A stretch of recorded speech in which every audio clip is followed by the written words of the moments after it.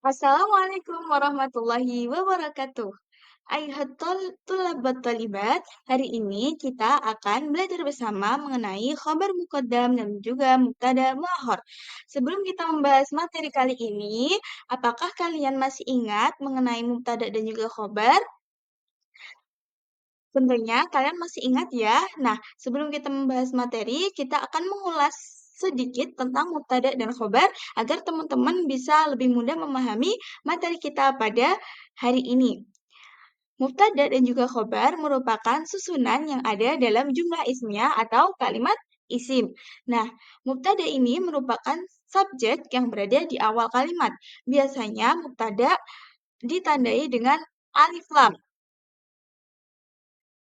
Adapun jika mubtada itu tidak pakai alif lam, biasanya berupa isim alam seperti nama orang, tempat, atau merupakan isim isyarah, ataupun isim domir, dan lain sebagainya yang pastinya teman-teman sudah tahu di pelajaran mubtada dan juga khobar.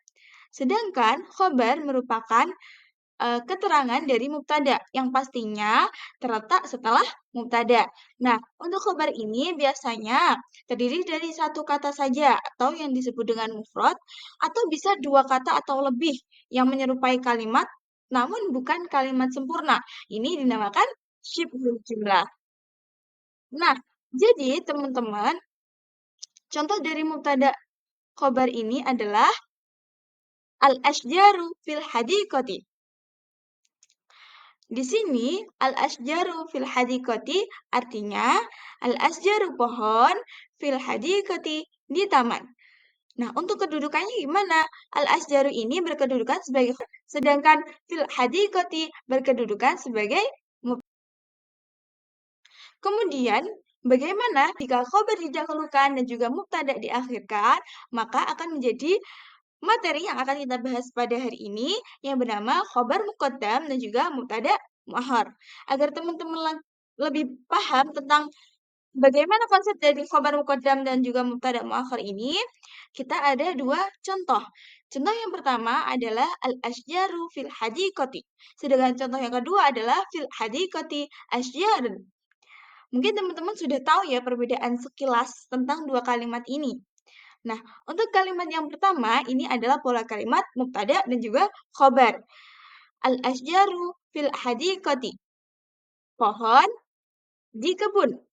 Sedangkan yang kedua merupakan pola kalimat khobar muqaddam mubtada muakhar, yakni dibalik menjadi fil hadiqati asjarun.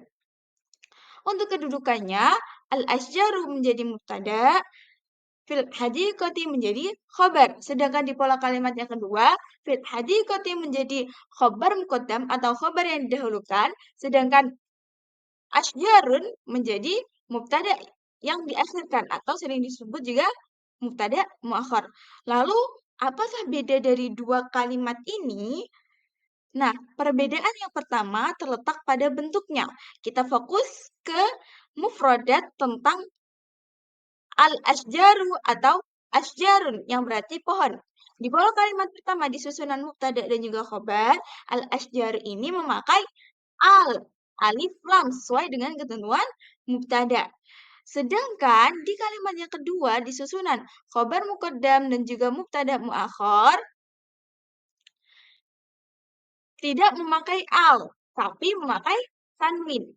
Jadi, teman-teman harus ingat, jika susunan mubtada khobar ini diubah ke khobar muqaddam mubtada muakhar, maka mubtadanya alif lamnya harus dibuang dan juga diganti dengan tanwin. Untuk perbedaan yang kedua adalah perbedaan makna. Pada kalimat yang pertama, maknanya adalah pohon itu di taman. Sedangkan untuk pola kalimat kedua adalah di taman ada pohon. Nah, untuk teman-teman biar lebih paham lagi, kita ada satu contoh lagi, yakni dalam susunan mubtada khobar, dia as-sayyaratu amamal baiti.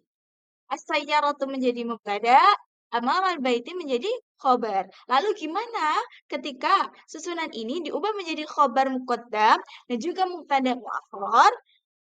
Teman-teman harus ingat yang pertama adalah mendahulukan Khobar. Jadi kita dahulukan khobarnya. Amamal baiti kita tulis dulu. Menjadi khobar muqaddam. Kemudian setelah itu kita masukkan mubtada'nya. Jadi amamal baiti as-sayярatu. Nah, di sini teman-teman perlu ingat, di ketentuan untuk mengubah mubtada menjadi mubtada muakhar adalah dengan menghilangkan alif lam, kemudian mengganti menjadi tanwin. Jadilah susunan dari mubtada khobar yang sebelumnya adalah as-sayyaratu amamal baiti menjadi amamal baiti sayyaratun. Oke, jadi teman-teman sudah paham ya tentang konsep-konsep ini? Untuk artinya juga berbeda ya. Untuk pola kalimat pertama adalah mobil di depan rumah, sedangkan pola kalimat kedua adalah di depan rumah ada mobil. Sekian hari ini materi kita. Nah, di sini ada latihan untuk kalian yang harus kalian kerjakan agar kalian lebih paham mengenai materi khabar muqaddam dan juga mubtada muakhar. Syukran ala ihtimamikum. Wassalamualaikum warahmatullahi wabarakatuh. Ya lika.